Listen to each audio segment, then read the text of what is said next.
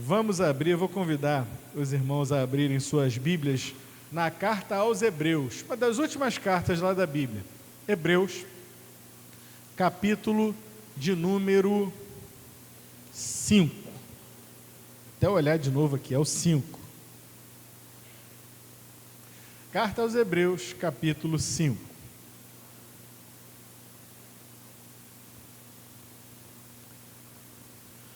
Deixa eu fazer uma introdução aqui para explicar aos irmãos como é que é a história dessa carta, do que essa carta fala, o que ela está falando. Todo mundo aqui sabe o que são hebreus. Hebreus, simplificando, são aqueles judeus, tá? De uma maneira muito simples, não é, mas é. Os judeus, eles são hebreus. São descendentes de Abraão, na verdade, descendentes de um antepassado ainda de Abraão, que era Éber, por isso hebreus. Então, esta carta, ela é direcionada aos hebreus, aqueles que são descendentes de Abraão. Tá, mas ela está no Novo Testamento, uma carta aos hebreus não deveria estar no Antigo Testamento? Não. Porque ela está voltada não somente aos hebreus, mas aos hebreus convertidos ao Evangelho de Jesus. Então a gente tinha na igreja, aqui no começo da igreja, no tempo de Jesus, no tempo dos apóstolos, dois grupos, que eles chamavam simplesmente de os gregos e os judeus. Ou seja, dentro da mesma igreja, tinha gente salva que veio do judaísmo, que eram os hebreus, os judeus, e tinha gente que não tinha sido judeu, que não viveu, não tinha conhecimento nenhum do Antigo Testamento, que são os crentes novos, que eram os gregos, ou os gentios, quando o Evangelho começou a se espalhar. Essa carta é voltada para aqueles convertidos a Jesus, mas que já vieram de uma família judaica, que já tinham conhecimento da lei de Moisés, de todos os ritos da lei de Moisés, de todo o sistema sacrificial do Antigo Testamento e aquela coisa toda. E tinha uma turma na igreja,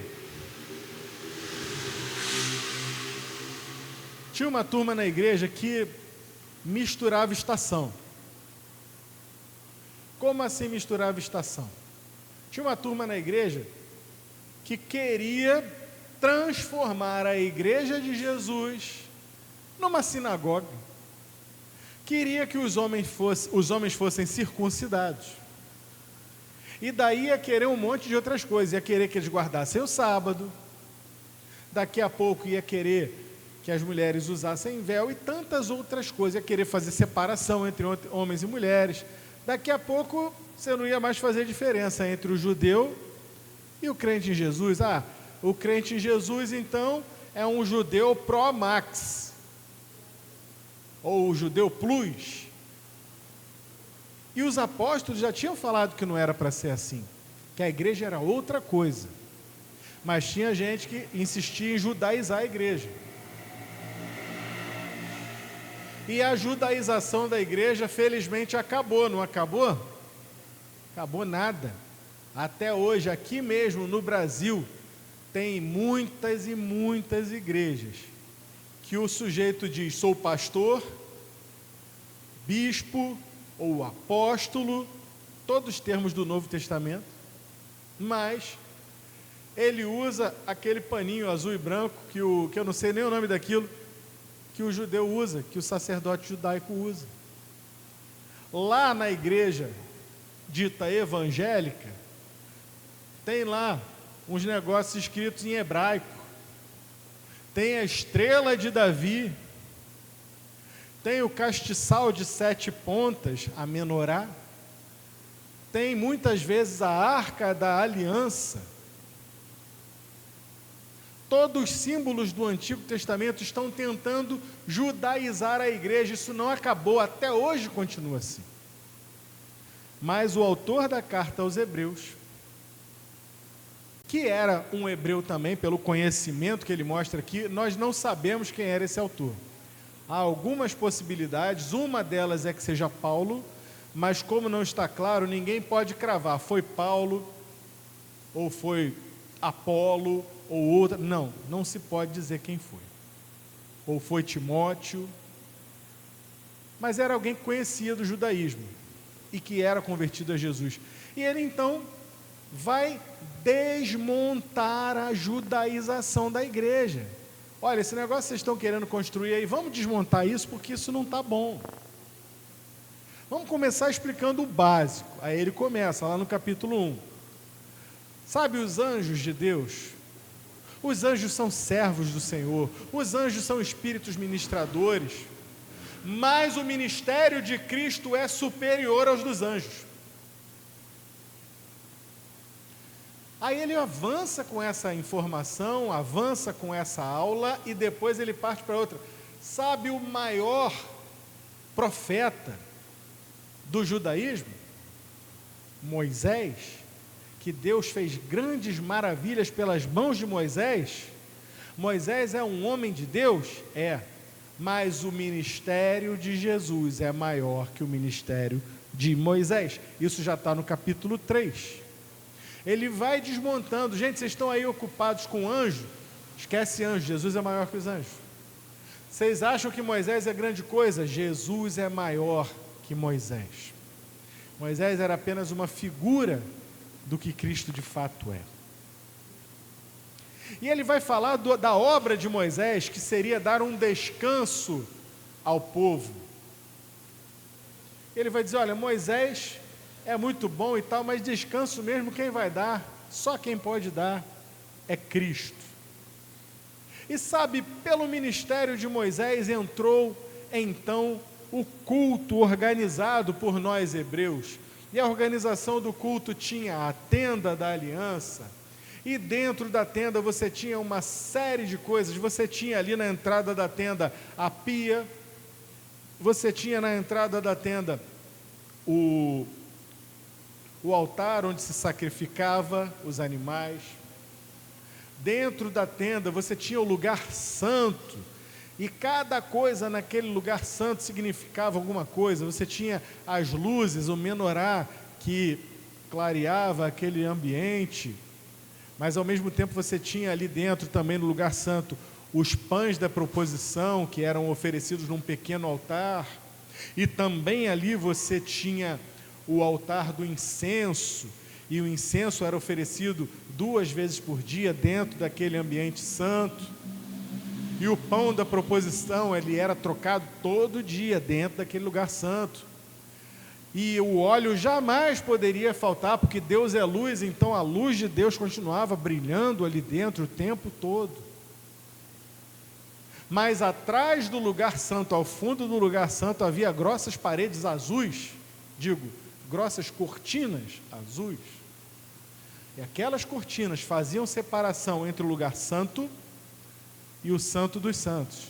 E dentro do santo dos santos, só tinha uma coisa, a arca da aliança, que simbolizava a própria presença de Deus. E dentro da arca da aliança tinha 3 itens também. Ali você tinha a vara de Arão, você tinha uma amostra, uma porção do maná que o Senhor deu, e tinha também as tábuas da lei. Ou seja, tudo ali tinha um significado, tudo tinha uma simbologia. E quem podia ministrar no culto? Apenas os sacerdotes da família de Arão, os filhos de Arão, podiam oferecer o sacrifício, podiam entrar no lugar santo, e no santo dos santos só podia entrar um, que era o sumo sacerdote. Era também filho de Arão, tinha uma preparação toda especial. Uma vez por ano, no dia do Yom Kippur, o dia do perdão, ele tinha autorização para entrar lá naquele lugar, no Santo dos Santos, e oferecer incenso ali ao lado da arca do Senhor. Portanto, o ministério dos levitas era assim que eles eram chamados. Eles eram filhos de Levi, e especificamente dentro da tribo de Levi, os filhos de Arão, E aqui o autor vai dizer, os levitas fazem um trabalho magnífico. Eles servem ao Senhor de uma maneira que só eles podem servir. Mas sabe de uma coisa? O sacerdócio dos levitas não está com nada, porque o sumo sacerdote, filho de Levi, filho de Arão, ele é um sumo sacerdote que, infelizmente, ele é limitado. O trabalho deles é limitado. Todo dia tem que matar animal, todo dia tem que oferecer todas aquelas coisas. E uma vez por ano vai lá e oferece o incenso. E até nisso Jesus é suficiente, não, ele é superior. Isso aqui eu estou falando no capítulo 4. O sacerdócio de Cristo, Cristo é sacerdote. E não é qualquer sacerdote, ele é um sacerdote eterno, segundo a ordem de Melquisedeque. Não vou entrar nesse detalhe, leia em casa depois.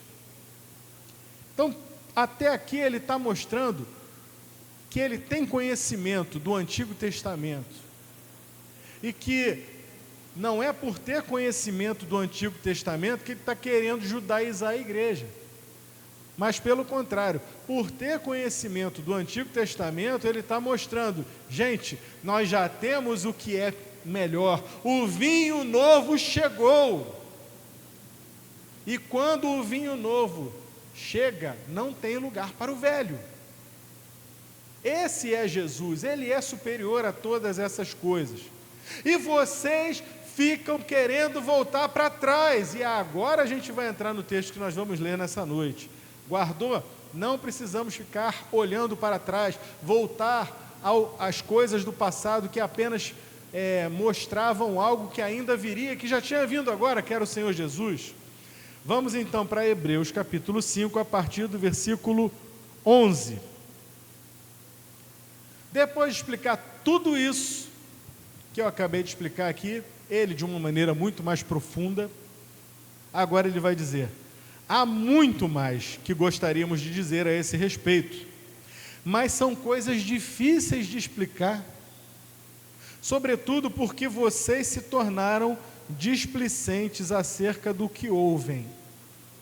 Ai, doeu aqui, foi uma pancada seca na boca do estômago. Valdeir, você joga bola? Já jogou bola? Já levou uma bolada na boca do estômago? É o que eu sinto quando eu leio esse texto. Está me chamando de displicente, está chamando os leitores dele de displicente. Olha, eu queria falar de coisas mais sublimes ainda, mais profundas ainda, só que é o seguinte, são coisas difíceis de explicar. E aí você pensa, bom, é difícil, vai lá, manda. Não vou gastar o meu latim, porque vocês têm sido displicentes, vocês não estão prestando atenção. Essa é a bronca.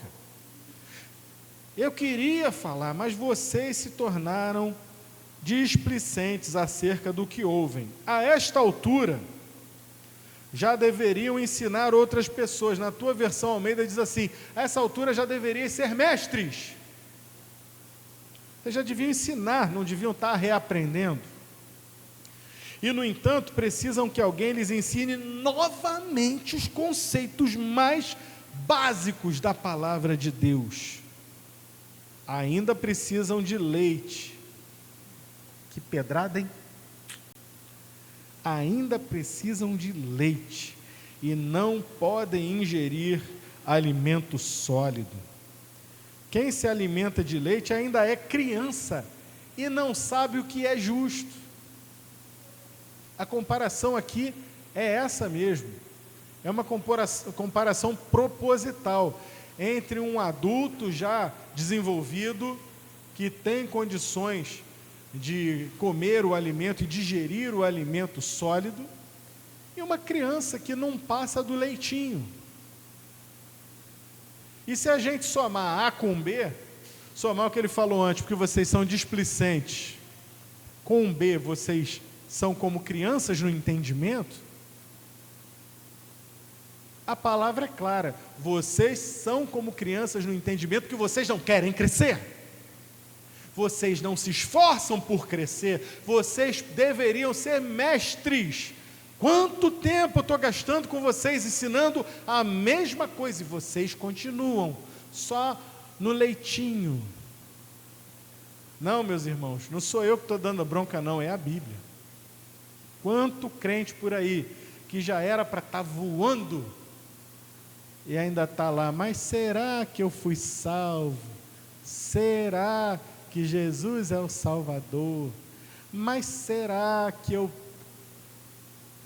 Pela madrugada, há poder no nome de Jesus. No entanto, precisam que alguém lhes ensine novamente os conceitos mais básicos da palavra de Deus, o beabá.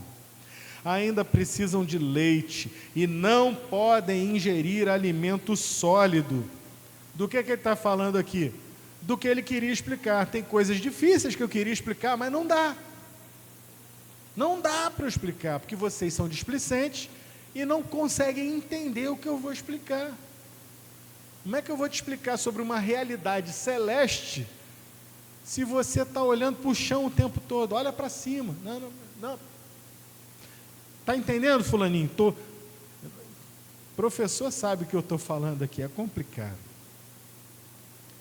Verso 13. Quem se alimenta de leite ainda é criança e não sabe o que é justo. O alimento sólido é para os adultos, que pela prática constante são capazes de distinguir entre o certo e o errado. Vou reler esse versículo. O alimento sólido é para os adultos que, pela prática constante, é pelo exercício. A fé é para ser exercitada. Hoje nós vamos fazer uma visita, eu, Elton e Bia. Subimos a pirambeira ali, não foi, meu irmão? A pirambeira. Com a graça de Deus, a pirambeira ainda faz um Z assim. Então a gente subiu a primeira parte, parou, para depois respirar um pouco e subir. Quando chega no meio da pirambeira, eu dei graças a Deus. Falei, Senhor, obrigado, porque eu estou caminhando 10 quilômetros por dia. Ou quando não estou caminhando 10 quilômetros, eu estou nadando 1,5 km, 2 quilômetros. Porque, meu irmão, se eu tivesse sem treino para subir aquela pirambeira ali, Elton, ia ter que chamar o Carvalhão para tirar do lugar depois. É complicado, meu irmão. Então, graças a Deus pelo exercício. O adulto, ele tem exercício. O adulto exercita. Como é que você aprende alguma coisa? Então, aí as crianças. Como é que a criança aprende? A tabuada. Aprende lá, 2 vezes 1 igual a 2, 2 vezes 2 igual a 4, 2 vezes 3 igual a 6, 2 vezes 4 igual a 8. E deixa eu parar antes que eu erre. Mas, enfim, aí você chega, a criança pega assim, de surpresa, 7 vezes 8. 7 vezes 8? É. Vou facilitar a tua vida. É a mesma coisa que 8 vezes 7. E aí? Até saiu 56, amigo. Muita água passou embaixo da ponte. Eu vou confessar para vocês que, graças ao Enéas, eu não esqueço mais o que é 7 vezes 8. Que foi o que fixou, Enéas, 56. Mas é complicado. Como é que a gente guarda as coisas? Por associação, por prática. Existe uma coisa chamada memória muscular. Está aqui o fisioterapeuta, que não me deixa mentir. Você tem uma memória muscular. Essa semana, deixa eu contar uma para vocês. Essa semana, eu voltei a nadar, depois de muito tempo, tinha uns 3 meses que eu não nadava. Mas eu estou caminhando 10 quilômetros por dia. Falei, bom, eu vou entrar na piscina e vai ser sucesso. Já nadava 2 quilômetros, 3, 4 meses atrás, vou nadar quanto? 2 quilômetros. Tu nadou 2 quilômetros aquele dia? Nem eu. E aí eu descobri que o condicionamento físico é um amigo. Mas ele é um amigo com Alzheimer, irmã Regina. Ele anda com você todo dia. Eu e o condicionamento físico. E aí, 2 quilômetros, pô, parabéns, está mandando bem, isso aí. Dia seguinte, levanta da cama, toma café, vamos nadar, vai nadar. E o condicionamento olha para você e você olha para ele, vamos lá, bacana, vamos, tá tudo certo, vamos nadar, 2 quilômetros, fácil. E aí você passa 1 mês, 2 meses, 3 meses sem nadar, você pega o teu amigo condicionamento físico, vocês não sabem que ele tem Alzheimer, mas ele tem. E aí você começa a nadar confiando nele. Quando começa o braço a fraquejar, quando começa a arfar a respiração, e você vira para o seu amigo condicionamento físico e diz, ô rapaz, não está lembrado de mim não? E o condicionamento físico diz para você assim, eu não te conheço, quem é você? Já esqueceu, tem que conviver tudo de novo. Então a coisa tem que ter prática. Um exercício de matemática precisa ter prática. Um exercício físico precisa ter prática. Agora complete a frase. O exercício espiritual precisa ter... Muito bem, vocês são espertos pra caramba. Parabéns. Um exercício espiritual precisa ter prática. É disso que ele está falando. O alimento sólido é para os adultos que pela prática, e aí você pode praticar eventualmente, nadei 2 quilômetros há 3 meses atrás, vou nadar 2 quilômetros hoje? Vou nada. É pela prática constante. E pela prática constante da leitura, da meditação na palavra de Deus, da busca em oração, da comunhão com os santos, é nessa prática constante que nós vamos construindo a nossa vida espiritual. E é assim, com essa prática constante, que a Bíblia vai dizer que somos capazes de distinguir entre o certo e o errado, entre o que fica e o que precisa sair. E tem muita gente aí que não lê Bíblia, que não pratica oração, que não tem comunhão na igreja, que não medita na palavra, e que aí a gente alerta, irmão, cuidado, você está assistindo o vídeo do Rodrigo Silva, o Rodrigo Silva, ele é adventista, ele vai te ensinar doutrinas erradas.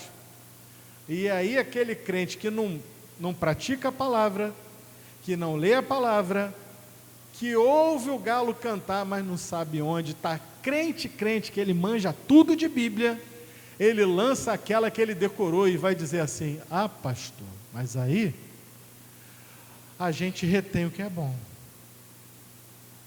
E eu me pergunto assim, tu sabe reter o que é bom? Essa é a pergunta de $1 milhão. Para reter o que é bom, você precisa saber o que é bom e o que não é bom. É o que a Bíblia diz, ó. Pela prática constante, são capazes de distinguir entre o certo e o errado. Uma pessoa que é crescida na fé, uma pessoa que é exercitada na fé, uma pessoa que é desenvolvida na fé, pela prática constante, vai saber discernir entre o erro e o acerto, entre o bom e o mal, e fazer distinção corretamente, joga fora o que não presta e retém o que é bom. Esse pode, mas tem muito crente hoje em dia que acha que pode, que está brincando disso e que está na verdade seguindo caminhos que estão distantes da palavra de Deus. E é por isso que tem tanto desigrejado aí hoje. E os desigrejados, eles lançam argumentos bíblicos, eles dizem, não, eu não preciso conviver na igreja cheia de gente hipócrita.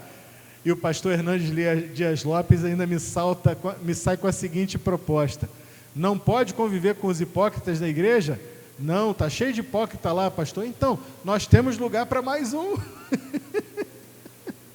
Amei quando escutei essa, está certo. É isso aí, porque o cara está sendo hipócrita. Não é que ele esteja querendo criticar os outros, ele está querendo viver uma espiritualidade que não é a espiritualidade saudável bíblica. Se Jesus disse que nós precisamos congregar e estar com os irmãos, o desigrejado quer saber mais que Jesus. Não, meus irmãos. O alimento sólido é para os adultos que, pela prática constante, são capazes de discernir entre o bem e o mal. Amém? Mas vamos adiante. Entre o certo e o errado. Capítulo 6, versículo 1. Portanto, deixemos de lado os ensinamentos básicos. Na tua versão Almeida diz assim: deixemos os rudimentos. Não é isso que está escrito aí, essa palavra feia? Os rudimentos.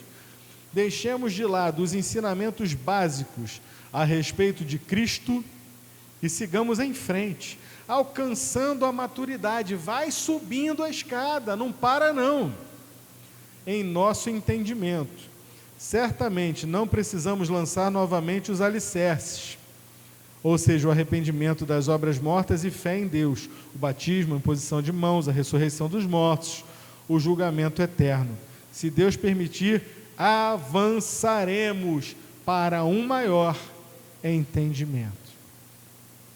Nossa palavra desta noite, que não é nossa, mas que é da Bíblia, ela diz respeito, ela faz um recorte dentro de um grupo que estava dentro da igreja e que estava mais preocupada com os rudimentos, com os ensinamentos básicos, tratando aqueles ensinamentos básicos como se fosse o prédio todo. E o autor de Hebreus está explicando, isso que vocês estão tratando como o suprassumo, o máximo da espiritualidade, não é o todo, mas é só o princípio, meu povo, é só a base do prédio, é só o alicerce, a fundação. Tem todo um prédio que precisa subir, paredes precisam subir, colunas precisam ser fincadas, laje precisa ser feita, tudo isso ainda precisa ser construído, e vocês estão aí pegando e juntando, como se fosse um grande tesouro, o rudimento, o pavimento. Nem o piso vocês construíram ainda, porque estão apegados ao fundamento. Fundamento é bom, a gente não pode prescindir dos fundamentos da palavra de Deus. Eles são âncora, eles seguram a gente, não permitem que nós fujamos daquilo que é o plano de Deus, da verdade de Deus. Glória a Deus pelos fundamentos, glória a Deus pelos rudimentos da palavra de Deus. Mas o rudimento, ele é só a base. Como é que a gente cresce para a gente chegar a ser um adulto na fé? A Bíblia mesmo vai nos ensinar. Nós crescemos pelo alimento espiritual, pelas disciplinas espirituais. O que é o alimento espiritual? Estou com ele na mão aqui. A palavra de Deus é o verdadeiro alimento. A pessoa de Cristo é o alimento. Ele é a palavra de Deus. Ele não está na palavra de Deus, ele é a palavra de Deus. No princípio era o verbo estava com Deus, o verbo era Deus. Portanto, quando estamos lendo a palavra de Deus, a palavra está nos lendo também, porque Ele é a palavra de Deus. Busque a palavra de Deus, coma este livro, devore, e devore de novo, e não se sacie dele, coma dele sempre. Essa é a primeira disciplina espiritual. Segunda disciplina espiritual, li, medite. Onde é que isso vai se aplicar na minha vida e no meu coração? Eu tenho aqui no meu celular, que aliás está gravando aqui, eu tenho no meu celular um aplicativo de notas. Não sei se você tem no seu, mas o meu aplicativo de notas, eu tenho, claro, eu faço uma nota dizendo assim, mensagens, eu já estou aqui em mensagens 9, Eu vou lendo a Bíblia e conforme vai surgindo algum assunto, alguma matéria que eu penso que vá trazer para mensagens, eu anoto lá, mensagens, aí boto lá o texto, o que eu pensei naquele momento, para depois poder esticar o assunto. Mas não pensa que eu só tenho no aplicativo mensagens, não. Eu tenho lá também uma nota que diz assim, dúvidas bíblicas. O quê? O pastor da igreja tem dúvidas? Meus irmãos, eu tenho dúvidas. Porque eu não sou o Espírito Santo. O Espírito habita em mim. E pela leitura da Bíblia, eu penso que todos nós às vezes olhamos e dizemos, eu não entendi isso aqui. Eu estou falhando na compreensão disso aqui. E por que a gente anota as dúvidas? Para a gente voltar ao assunto, para a gente estudar o assunto, para a gente tentar entender o assunto. Porque isso é alimento, a palavra de Deus ela nos alimenta às vezes nas dúvidas. Quer ver quando o Senhor Jesus fez isso? Lá em Mateus, quando ele, aliás em Marcos, em João, agora sim, lá em João capítulo 3, quando ele vai conversar com Nicodemos. Nicodemos vai conversar com o Senhor Jesus e diz, bom mestre, ninguém pode fazer as obras que tu fazes se Deus não for com ele. Chegou elogiando o Senhor Jesus. E aí ele espera a resposta do Senhor Jesus. O Senhor Jesus não fala nada com nada. Ele manda para o homem assim, Nicodemos, te fala um negócio. Necessário é que você nasça de novo. Oi? É isso aí. Precisa nascer de novo. Mas Senhor, como posso um homem velho como eu voltar para o ventre da minha mãe? Plantou a semente da dúvida em Nicodemos e a partir daquela dúvida a conversa foi tomando um rumo. E até hoje nós falamos disso. É preciso trabalhar, deixar Deus trabalhar nas nossas dúvidas. Para isso serve um momento de meditação. Como é que a gente medita na palavra?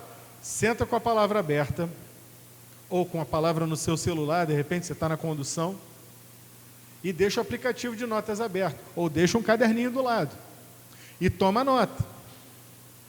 Hoje está fácil, né? O pessoal não quer nem mastigar mais. Antigamente a história do leite aqui que ele coloca, é porque leite não precisa nem ser mastigado. O pessoal hoje está tomando uma papinha aí chamada Café com Deus Pai. Mais papinha do que aquilo ali é um leitinho aguado. Café com Deus Pai. Alguém já leu, já botou lá, vai saber se não usou inteligência artificial para escrever aquelas meditações ali, e você está lá lendo, está dizendo, já li a Bíblia. Leu nada, rapaz, leu nada. Você entrou sabendo nada e saiu sabendo menos ainda. Porque o cara pegar um versículo e dizer, entrega o teu caminho ao Senhor, confia nele, ele tudo fará. Vamos fazer a meditação agora. A Bíblia nos ensina que no Salmo 37, que devemos entregar o caminho ao Senhor. O que é o caminho? O caminho é toda a nossa vida, não sei o quê. Como diz fulano, beltrano, ciclano, sei que, dá uma enrolada, enche linguiça. E aí você vai seguir 3 passos. Primeiro, entrega. Você tem certeza que entregou o seu caminho ao Senhor? Número 2, confia. Confiar, de acordo com o dicionário. Por fim, Ele tudo fará. Creia que Deus tudo fará. Gente, eu sei fazer isso. Isso é beabá, isso é água suja. Agora vai ler o Salmo 37.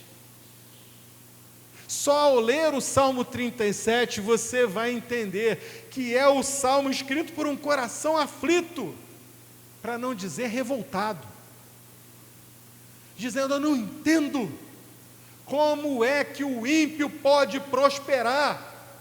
Eu disse no meu coração, em vão eu purifico o meu caminho. Por que que o ímpio avança? Essa é a conversa do Salmo 37:5. Ele não começa nessa vibe, ele começa dizendo, depois que ele já aprendeu a lição, não te indignes por causa dos malfeitores. E aí ele vai chegando àquelas conclusões, deleita-te também no Senhor, e Ele te concederá o que deseja o teu coração. Entrega o teu caminho ao Senhor, e Ele confia nele, Ele tudo fará o teu juízo sobressair como o sol do meio-dia. E aí depois ele vai contar a história dele, por como é que ele chegou a essas conclusões, porque o coração estava doído, ele estava se achando um injustiçado, porque ele viu o justo se lascar, e aquele ímpio se dá bem. Lê o Salmo 37, deixa a Bíblia falar contigo, que você vai entender do que ele está falando. Não vai ler Café com Deus Pai. Isso aqui já foi a minha leitura bíblica. Não vai nessa não, vai nessa não.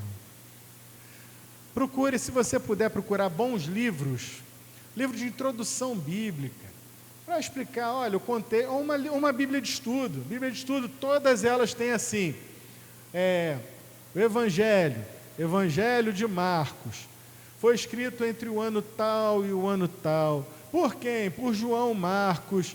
Provavelmente foi Pedro que deu todas as informações para João Marcos. Marcos foi o primeiro evangelho a ser escrito. Marcos participou de viagem missionária. Você já entra no livro, você já não entra cego. Você já entra entendendo. Isso já te ajuda a sair do leite. Já botou um açúcar no leite. E você vai lendo lá os comentários embaixo, e de repente já é uma maisena para dar uma engrossada no leite. Entendeu? Se você quiser se aprofundar, procura livros. Vou ler o Evangelho de Marcos, e eu vou comprar um livro sobre o Evangelho de Marcos. E você começa a fazer a leitura do capítulo e o acompanhamento com aquele livro, um livro de doutrina, e aí você já começa a engrossar o caldo, já vira um mingauzinho. Mas o mingauzinho vai engrossar mesmo quando você trouxer a palavra para dentro. Trazer a palavra para cá é muito bom, mas ela precisa descer para o coração. Os irmãos estão entendendo? E quando é que a palavra sai da mente e vem para o coração? Quando Deus fala, quando o Espírito Santo, que é o autor da Bíblia, entra no nosso coração para explicar o que ele quer dizer. E o Espírito, ele é tão profundo que ele não vai só explicar o que está escrito, mas ele vai explicar o que está escrito que se aplica a você e que você precisa mudar. Por que eu vivo citando o Salmo 37:5? Porque foi a minha experiência de conversão. Eu lendo um livro que nem era a Bíblia, e ali, dentro daquele livro está lá, entrega o teu caminho ao Senhor, confia nele, Ele tudo fará. Aquilo saltou aos meus olhos, eu falei, é comigo. Sim, o autor da Bíblia fala com você. Você sabe que é com você. E às vezes você está fazendo coisas e diz, Senhor, me ajuda a entender se eu estou errando alguma coisa. E você abre a Bíblia, você está na tua leitura, e de repente você se lembra de algum texto, ou você ouve uma mensagem e você diz, peraí, o que é isso aqui? Vai procurar, e Deus fala com você ali. E você então se toca e diz, Senhor, é isso aqui que eu preciso na minha vida. Esse é o teu direcionamento para mim. Eu vou fazer conforme a tua ordem para a minha vida. Não dá para depender só dos rudimentos. O que é rudimento hoje para a gente aqui? O que é ser crente para a maioria do povo aí fora? Ser crente fui à igreja no domingo. Sou crente.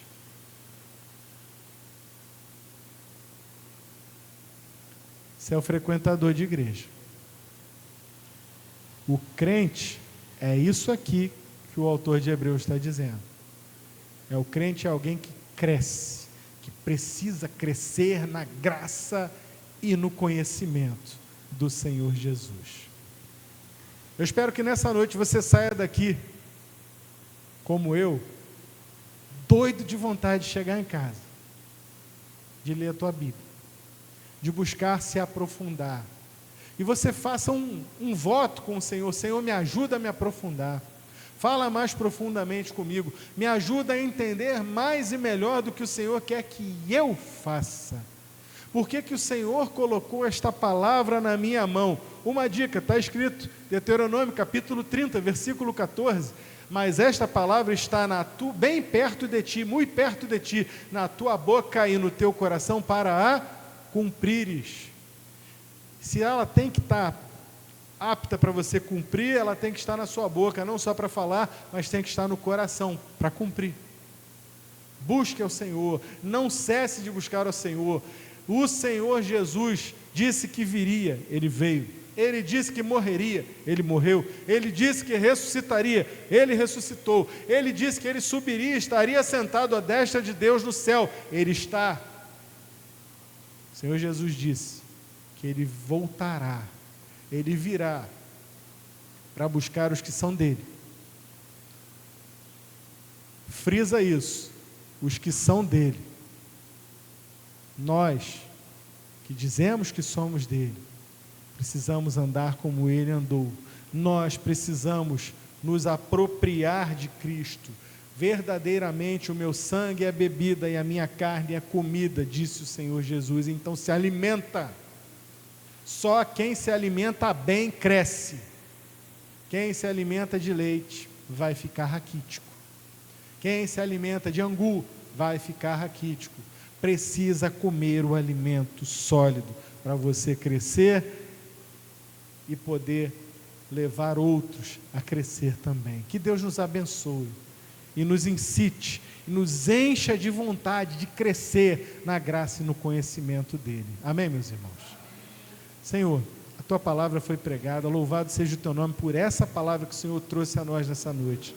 Nos ensina, nos ajuda a não voltar para trás, a não voltar para a casinha número 1 do jogo, a não voltar para o alimento apenas do leite, mas a avançar, e subir os degraus, e crescer, ainda com dores, Senhor, porque crescer dói, mas que esse crescimento seja agradável a Ti, e seja útil para a Tua igreja nesse tempo, Pai. Manda mais cristãos fortalecidos e cada dia mais crescidos para esta igreja, que nós possamos crescer na graça e no conhecimento do Senhor, em nome do Senhor Jesus, por quem nós oramos, amém.